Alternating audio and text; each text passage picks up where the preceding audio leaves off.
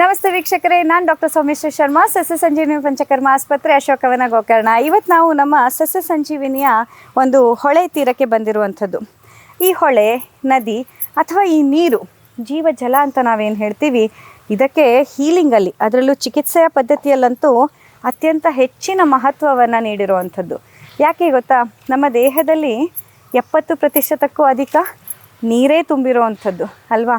ಅಂಥದ್ರಲ್ಲಿಯೂ ಆ ನೀರಿನಲ್ಲಿ ನಮ್ಮ ಭಾವನೆಗಳು ಕೂಡ ಸಂಬಂಧಿತವಾಗಿರುವಂಥದ್ದು. ಹೌದು ವೀಕ್ಷಕರೇ, ಯಾವಾಗ ನೀವು ನೋಡಿ ನಮ್ಮ ಜಲಮಹಾಭೂತದಲ್ಲಿ ವ್ಯತ್ಯಾಸಗಳಾಗತ್ತೋ, ಯಾವಾಗ ನಮ್ಮ ದೇಹದಲ್ಲಿನ ಈ ಜಲಮಹಾಭೂತಗಳಲ್ಲಿ ನೀವು ವ್ಯತ್ಯಾಸವನ್ನು ನೋಡ್ತೀರೋ, ಆಗೆಲ್ಲ ನಮ್ಮ ದೇಹದಲ್ಲಿ ನಮ್ಮ ಭಾವನೆಗಳಲ್ಲಿ ಕೂಡ ವ್ಯತ್ಯಾಸವಾಗುವಂತಹ ಸಾಧ್ಯತೆಗಳು ಇರುತ್ತೆ. ಸೊ ಎಷ್ಟೊಂದು ರೋಗಗಳಲ್ಲಿ ನಮ್ಮ ದೇಹದಲ್ಲಿ ನೀರನ್ನೇ ಚಿಕಿತ್ಸೆಯನ್ನಾಗಿ ಹೇಳಿರುವಂಥದ್ದು. ಅಷ್ಟೇ ಅಲ್ಲದೆ ಅದು ನೀರು ಒಳಗೆ ಕುಡಿಯುವಂಥದ್ದಾಗಿರ್ಬೋದು ಅಥವಾ ಹೊರಗಡೆಯಿಂದ ನೀರಿನ ಬಳಕೆ ಮಾಡುವಂಥದ್ದಾಗಿರ್ಬೋದು. ಇನ್ನು ನ್ಯಾಚುರೋಪತಿ ಸಿದ್ಧಾಂತಗಳ ಪ್ರಕಾರ ಅಂತೂ ನೀರಿನ ಚಿಕಿತ್ಸೆಯೇ ಇದೆ. ಅಂದರೆ ಜಲಮಹಾಭೂತವಿಂದ ಸಮಸ್ಯೆ ಇದ್ದಾಗ ನಿಮ್ಮ ದೇಹದಲ್ಲಿ ನೀರಿನ ಮೂಲಕವೇ ನೀವು ಅದನ್ನು ಚಿಕಿತ್ಸೆ ಮಾಡಿಕೊಳ್ಳುವಂಥದ್ದು, ನೀರಲ್ಲಿ ಕಾಲಿಡುವಂಥದ್ದು, ನೀರಲ್ಲಿ ಕೂತ್ಕೊಳ್ಳುವಂಥದ್ದು, ನೀರಲ್ಲೇ ಮಸಾಜ್ ಆಗುವಂಥದ್ದು, ನೀರಲ್ಲೇ ಎಲ್ಲ ರೀತಿಯ ಚಿಕಿತ್ಸೆಗಳನ್ನು ಮಾಡಿಕೊಳ್ಳುವಂಥದ್ದು ಉಲ್ಲೇಖ ಇರುವಂಥದ್ದು. ಸೊ ಈ ನೀರಲ್ಲಿ ಕಾಲು ಇಡ್ತಾ ಇದ್ದ ಹಾಗೇ ನಿಮಗೆ ಏನೋ ಒಂಥರ ಖುಷಿಯಾಗತ್ತೆ, ಮನಸ್ಸು ತಕ್ಷಣಕ್ಕೆ ಆಹ್ಲಾದಕರ ಭಾವವನ್ನು ಪಡ್ಕೊಂಡಂಗೆ ಆಗುತ್ತಲ್ವ.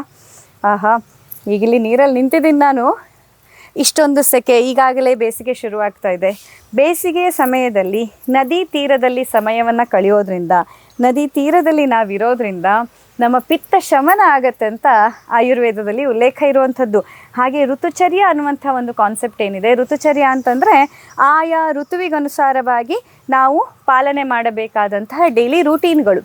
ಈ ರೂಟೀನ್ಗಳಲ್ಲಿ ಬೇಸಿಗೆಯ ದಿನಗಳಲ್ಲಿ ನದಿ ತೀರದಲ್ಲಿ ಕುಳಿತುಕೊಳ್ಳುವಂಥದ್ದು, ಮಧ್ಯಾಹ್ನ ಊಟದ ನಂತರದಲ್ಲಿ ನದಿ ತೀರದಲ್ಲಿ ನಾವು ವಿಶ್ರಾಂತಿಯನ್ನು ಪಡೆದುಕೊಳ್ಳುವಂಥದ್ದು ಕೂಡ ಒಂದು ಚಿಕಿತ್ಸೆ, ಒಂದು ಒಳ್ಳೆಯ ರೂಟೀನ್, ಒಂದು ಆರೋಗ್ಯವನ್ನು ಕಾಪಾಡಿಕೊಳ್ಳಲಿಕ್ಕೆ ಅತ್ಯಂತ ಸಹಕಾರಿ ಅನ್ನುವಂಥ ಭಾವನೆ ಇರೋದು.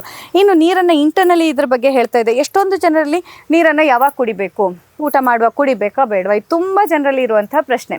ನೋಡಿ, ನೀರು ನಮ್ಮ ಆರೋಗ್ಯದ ಮೇಲೆ ಹೇಗೆ ಪ್ರಭಾವ ಬೀರುತ್ತೆ ಅಂತ ಹೇಳುವಾಗ ರೆಫರೆನ್ಸ್ಗಳು ಹೇಳುತ್ತೆ, ಅಜೀರ್ಣೇ ಭೇಷಜಂ ವಾರಿ.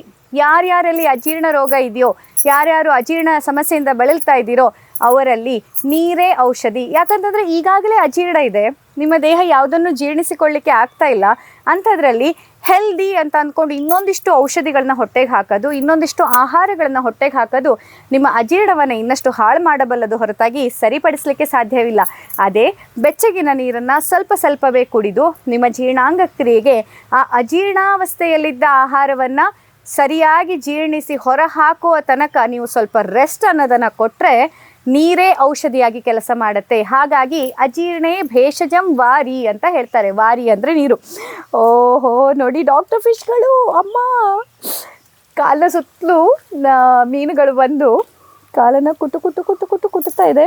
ಡಾಕ್ಟರ್ ಫಿಶ್ ಅಂತಾರಲ್ಲ, ಅಥವಾ ನೀವು ದೊಡ್ಡ ದೊಡ್ಡ ಮಾಲ್ಗಳಲ್ಲಿ ಇದರಲ್ಲಿ ಎಲ್ಲ ಹೋಗಿ ಪೆಡಿಕ್ಯೂರ್ ಮಾಡಿಸ್ಕೊಳ್ಳುವಾಗ ಮೀನುಗಳನ್ನು ಬಿಡ್ತಾರಲ್ಲ, ಅದೇ ರೀತಿ ಇಲ್ಲಿ ನಮ್ಮ ಸಸ್ಯ ಸಂಜೀವಿನಿಯ ಈ ನದಿ ತೀರದಲ್ಲಿ ನ್ಯಾಚುರಲ್ ಆಗಿ ಮೀನುಗಳು ಬಂದು ಕಾಲನ್ನು ಕುಟ್ಟು ಅಂತಿದೆ, ಗಿಳಿ ಆಗ್ತಾ ಇದೆ. ಐ ಆಮ್ ಸಾರಿ, ನಿಮ್ಮ ಟಾಪಿಕ್ಕಿಂದ ಸ್ವಲ್ಪ ಆಚೆ ಹೋಗಿದ್ದು. ಬಟ್ ಇದು ಕೂಡ ಪಾರ್ಟ್ ಆಫ್ ದ ಥೆರಪಿ. ಯಾಕಂದರೆ ನಾವು ಈ ರೀತಿಯಾಗಿ ನೈಸರ್ಗಿಕವಾಗಿ ನಮ್ಮನ್ನು ನಾವು ಕನೆಕ್ಟ್ ಮಾಡ್ಕೊಳ್ಳೋವಂಥದ್ದು, ನಿಸರ್ಗದ ಜೊತೆಯಲ್ಲಿ ನಾನು ಒಬ್ಬಳು ಅನ್ನೋ ರೀತಿಯಲ್ಲಿ ನಮ್ಮನ್ನು ನಾವು ಇದರೊಟ್ಟಿಗೆ ಒಂದಾಗಿಸಿಕೊಳ್ಳೋದಿದೆಯಲ್ಲ, ಅದು ಕೂಡ ಒಂದು ಚಿಕಿತ್ಸೆಯೇ, ಅದು ಕೂಡ ಒಂದು ಅಗತ್ಯವೇ. ಫುಲ್ ಇಲ್ಲಿ ನಾನು ಝೂಮ್ ಮಾಡಿ ತೋರ್ಸೋಕ್ಕಾಗ್ತಾ ಇಲ್ಲ ನಿಮಗೆ, ಐ ಆಮ್ ಸೋ ಸಾರಿ. ಎಲ್ಲ ಮೀನುಗಳು ಪೊತ್ತೆಯಾಗಿ ನನ್ನ ಕಾಲು ಸುತ್ತಲೂ ಕೂತು ಕಾಲನ್ನು ಕುಟು ಅಂತ ಕುಟ್ಟುತ್ತಾ ಇದೆ. ತುಂಬ ಹಿತವಾಗಿದೆ ಈ ಭಾವನೆ. ಹಾಂ, ನಾನೇನು ಹೇಳ್ತಾ ಇದ್ದೆ, ಅಜೀರ್ಣೇ ಭೇಷಜಂ ವಾರಿ. ಹಾಗೆ ಜೀರ್ಣೇ ವಾರಿಂ ಬಲಪ್ರದಂ. ಯಾರ್ಯಾರಲ್ಲಿ ತುಂಬ ಆಯಾಸ ಆಗ್ತಾ ಇದೆ, ತುಂಬ ಸುಸ್ತಾಗ್ತಾ ಇದೆ, ಯಾಕೋ ಗೊತ್ತಿಲ್ಲ ಮೇಡಮ್, ಎನರ್ಜಿನೇ ಇಲ್ಲ, ತುಂಬ ವೀಕ್ನೆಸ್ ಫೀಲ್ ಆಗ್ತಾ ಇದೆ, ನಾನು ಎಷ್ಟು ಹೆಲ್ದಿ ತಿಂತಾ ಇದ್ದೀನಿ, ಎಷ್ಟು ಒಳ್ಳೆ ಆಹಾರ ತೊಗೋತೀನಿ, ದಿನಾಲೂ ಯೋಗ ಮಾಡ್ತೀನಿ, ವ್ಯಾಯಾಮ ಮಾಡ್ತೀನಿ, ತುಂಬ ಹೆಲ್ತ್ ಕಾನ್ಷಿಯಸ್, ನಾನು ವರ್ಷಕ್ಕೊಮ್ಮೆ ನ್ಯಾಚುರೋಪತಿ ಟ್ರೀಟ್ಮೆಂಟು ತೊಗೋತೀನಿ, ಆದರೂ ನನಗೆ ಯಾಕೋ ಆಯಾಸ ಆಗ್ತಿದೆ ಅಂತಂದರೆ ಇಂಥವರು ನೀರನ್ನೇ ಆ ಆಯಾಸದ ಔಷಧಿಯಾಗಿ ಬಳಕೆ ಮಾಡ್ಬೋದು. ಜೀರ್ಣೇ ವಾರಿಂ ಬಲಪ್ರದಂ ಅಂದರೆ ನಿಮ್ಮ ಆಹಾರ ಸೇವನೆಯ 2.5-3 ಗಂಟೆ, 3-3.5 ಗಂಟೆಗಳಲ್ಲಿ ನಿಮ್ಮ ಜೀರ್ಣಕ್ರಿಯೆಯ ಒಂದು ಶಕ್ತಿಗೆ ಅನುಸಾರವಾಗಿ 2.5-3 ಗಂಟೆಗಳ ನಂತರದಲ್ಲಿ ನೀವು ನೀರನ್ನು ಕುಡಿಯೋದ್ರಿಂದ ಬಲಪ್ರದಂ, ನಿಮ್ಮ ದೇಹದ ಬಲವರ್ಧನೆ ಆಗತ್ತೆ, ನಿಮ್ಮಲ್ಲಿ ಆ ಆಯಾಸ ಅನ್ನುವಂಥದ್ದು ಮಾಯ ಆಗತ್ತೆ. ಆ ಸುಸ್ತು ಆಯಾಸ ಆಗ್ತಾ ಇದ್ದವರು ಆಹಾರದ ಜೀರ್ಣಕ್ರಿಯೆ, ಅವರು ಅಂತಲ್ಲ ಬೇರೆ ಎಲ್ಲರೂ ಸಹ ಬಂತು, ಆಹಾರ ಸೇವನೆಯ 2-2.5 3 ಗಂಟೆಗಳ ನಂತರದಲ್ಲಿ ಒಂದು ಸ್ವಲ್ಪ ನೀರನ್ನು ನೀವು ಸೇವನೆ ಮಾಡಿದರೆ, ಇಲ್ಲಿ ಮತ್ತೆ ಬಿಸಿ ನೀರಾ ತಣ್ಣೀರಾ ಅಂತ ಕ್ವಶನ್ ಈಗಾಗಲೇ ನಿಮ್ಮ ತಲೆಯಲ್ಲಿ ಬಂದಿರುತ್ತೆ. ಬೇಸಿಗೆ ಕಾಲದಲ್ಲಿ ನಾರ್ಮಲ್ ವಾಟರ್, ಚಳಿಗಾಲದಲ್ಲಿ ಬೆಚ್ಚಗಿನ ನೀರು, ಈ ರೀತಿಯ ನೀರನ್ನು ನೀವು ಸೇವನೆ ಮಾಡಿದರೆ ನಿಮ್ಮ ಬಲ ವೃದ್ಧಿಯಾಗತ್ತೆ, ದೈಹಿಕವಾದಂತಹ ಬಲವನ್ನು ನೀವು ಹೆಚ್ಚಿಸ್ಕೊಳ್ಬೋದು. ನಂತರ ಬರೋದು ಭೋಜನೇಚ ಅಮೃತಂ ವಾರಿ. ಭೋಜನೇಚ ಅಮೃತಂ ವಾರಿ ಅಂತಂದರೆ ಊಟದ ಜೊತೆಯಲ್ಲಿ ಗುಟುಕಾಗಿ ನೀರನ್ನು ಕುಡಿಯುವಂಥದ್ದು. ಭೋಜನೇಚ ಅಮೃತ ಹೇಳಿದ್ದಾರೆ ಅಂತ ಊಟ ಮಾಡ್ತಾ ಮಾಡ್ತಾ ಗ್ಲಾಸ್ ಗಟ್ಟಲೆ ನೀರನ್ನು ಖಾಲಿ ಮಾಡೋದಲ್ಲ. ಊಟದ ಜೊತೆಯಲ್ಲಿ ಸಿಪ್ ಬೈ ಸಿಪ್ ಗುಟುಕಾಗಿ ನೀವು ನೀರಿನ ಸೇವನೆ ಮಾಡೋದ್ರಿಂದ ನಿಮ್ಮ ಜೀರ್ಣಕ್ರಿಯೆ ತುಂಬ ಚೆನ್ನಾಗಾಗತ್ತೆ. ನಿಮ್ಮ ದೇಹಕ್ಕೆ ಆ ಗುಟುಕಾಗಿ ಕುಡಿದಂತಹ ನೀರು ಅಮೃತದ ರೀತಿಯಲ್ಲಿ ಸಹಾಯ ಮಾಡುತ್ತೆ. ಹಾಗೆಯೇ ಭೋಜನ ಅಂತೆ ವಿಷಪ್ರದಂ, ಹಲವಾರು ಜನರಲ್ಲಿದೆ, ಊಟ ಮಾಡುವಾಗ ನೀರು ಕುಡಿಬೇಡ್ರಪ್ಪ, ಊಟ ಮಾಡುವಾಗ ನೀರು ಕುಡಿಬೇಡ್ರಪ್ಪ ಅಂತ. ಊಟ ಎಲ್ಲ ಆದಮೇಲೆ ಗಟಾನೆ ಒಂದು ಲೋಟ ನೀರನ್ನು ಕುಡಿಯೋದನ್ನು ನಾನು ನೋಡಿದ್ದೀನಿ. ಅಂಥವರು ನನಗೆ ಶಿವ ವಿಷಕಂಠನ ನೆನಪನ್ನು ಮಾಡಿಸ್ತಾರೆ. ಯಾಕಂತಂದರೆ ಊಟವನ್ನು ಮಾಡಿ ಅಷ್ಟೊಂದು ಹೆಲ್ತ್ ಕಾನ್ಷಿಯಸ್ ಆಗಿ ಹೆಲ್ದಿ ಫುಡ್ಡನ್ನು ನೀವು ತಿಂದು ಕೊನೆಯಲ್ಲಿ ಒಂದು ಗ್ಲಾಸ್ ನೀರನ್ನು ಗಟನೆ ಕುಡಿದು ಬಿಟ್ಟರೆ ಶಿವ ಹೇಗೆ ವಿಷವನ್ನು ಕುಡಿದ್ನೋ ಅದೇ ರೀತಿಯಲ್ಲಿ ಹಾಗೆ ಕುಡಿದಂತಹ ನೀರು ನಿಮ್ಮ ದೇಹದಲ್ಲಿ ವಿಷವಾಗಿ ಪರಿಣಾಮ ಕೊಡುತ್ತೆ. ಹಾಗಾಗಿ ವೀಕ್ಷಕರೇ, ನೀರು ಹೊರಗಡೆಯಿಂದ ಆಗಲಿ ಒಳಗಡೆಯಿಂದ ಆಗಲಿ ನಿಮ್ಮ ದೇಹದ ಆರೋಗ್ಯಕ್ಕೆ ಅತ್ಯಂತ ಮುಖ್ಯವಾದದ್ದು. ಹಾಗಾಗಿ ದಯವಿಟ್ಟು ಯಾರು ನೀರನ್ನು ವೇಸ್ಟ್ ಮಾಡಬೇಡಿ. ಅಷ್ಟೇ ಅಲ್ಲದೆ ಈ ಒಂದು ಬೇಸಿಗೆ ಕಾಲದಲ್ಲಿ ನಿಮ್ಮೆಲ್ಲರಲ್ಲಿ ನನ್ನ ಮನಪೂರ್ವಕವಾದಂಥ ಒಂದು ವಿನಂತಿ ಅಂದರೆ, ದಯವಿಟ್ಟು ನಿಮ್ಮ ಮನೆ ಅಂಗಳದಲ್ಲಿ, ಟೆರೆಸಲ್ಲಿ, ಕಿಟಕಿಯಲ್ಲಿ ಚಿಕ್ಕ ಬೌಲ್ಗಳಲ್ಲಿ ನೀರನ್ನು ಇಡಿ, ಆಹಾರವನ್ನು ಇಡಿ.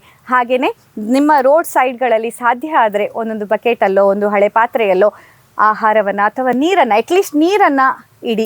ಬಿಕಾಸ್ ಎಷ್ಟೊಂದು ಪ್ರಾಣಿ ಪಕ್ಷಿಗಳಿಗೆ ನೀರಿನ ಸಮಸ್ಯೆ ಆಗ್ತಾ ಇದೆ.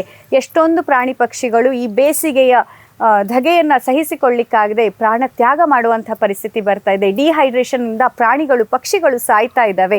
ಹಾಗಾಗಿ ಈ ಒಂದು ಬೇಸಿಗೆಯಲ್ಲಿ ನಾವೇನೋ ಫ್ಯಾನ್ ಹಚ್ಕೊಂಡು ಕೂತ್ಕೊಂಡು ಬಿಡ್ಬೋದು, ನಾವೇನೋ ಈ ಥರ ನದಿ ತೀರದಲ್ಲಿ ಟ್ರಿಪ್ ಹೋಗಿ ಬಿಡ್ಬೋದು, ನಾವೇನೋ ನಮ್ಮನ್ನು ನಾವು ಫ್ಯಾನು, AC, ಮಡಕೆ, ಫ್ರಿಜ್ಜು ಮೊದಲಾದ ರೀತಿಯಲ್ಲಿ ತಂಪಾಗಿಸಿಕೊಳ್ಳುವಂಥ ವಿಧಾನವನ್ನು ಕಂಡುಹಿಡ್ಕೊಳ್ಬೋದು.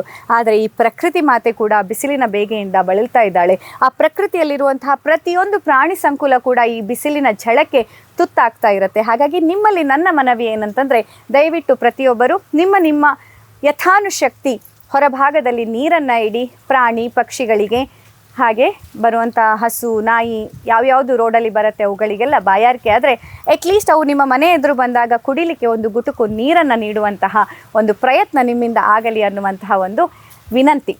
ಈ ಒಂದು ಮಾಹಿತಿಯ ಜೊತೆಯಲ್ಲಿ ಈ ವಿಡಿಯೋನ ಇಲ್ಲಿಗೆ ಮುಗಿಸ್ತಾ ಇದ್ದೀನಿ. ನಾನು ಕೊಟ್ಟಂಥ ಮಾಹಿತಿ ಹಾಗೂ ನಮ್ಮ ಈ ಒಂದು ಸಸ್ಯ ಸಂಜೀವಿನಿಯ ಹೊಳೆ ತೀರದಲ್ಲಿರುವಂತಹ ನೀರಿನ ಜೊತೆಯಲ್ಲಿ ಈ ನೀರನ್ನು ನೋಡ್ತಾನೇ ನಾವು ಇರುವಂತಹ ಈ ಒಂದು ಜಾಗ ನಿಮಗೆ ಇಷ್ಟ ಆಯಿತು ಅಂತ ಅನಿಸಿದರೆ ದಯವಿಟ್ಟು ಒಂದು ಲೈಕ್ ಮಾಡಿ. ಹಾಗೆ ನಿಮ್ಮ ಅಭಿಪ್ರಾಯವನ್ನು ಕಮೆಂಟಲ್ಲಿ ಶೇರ್ ಮಾಡೋದಕ್ಕೆ ಮರಿಬೇಡಿ. ಹಾಗೆ ಈ ವಿಡಿಯೋವನ್ನು ನಿಮ್ಮೆಲ್ಲ ಸ್ನೇಹಿತರೊಂದಿಗೆ ನಿಮ್ಮ ಎಲ್ಲ ಸಾಮಾಜಿಕ ಜಾಲತಾಣಗಳಲ್ಲಿ ಶೇರ್ ಮಾಡಿ, ಹೆಚ್ಚಿನ ಜನರಿಗೆ ಈ ಮಾಹಿತಿ ತಲುಪುವ ರೀತಿಯಲ್ಲಿ ಮಾಡಿ ಅಂತ ಕೇಳ್ಕೊಳ್ತೇನೆ.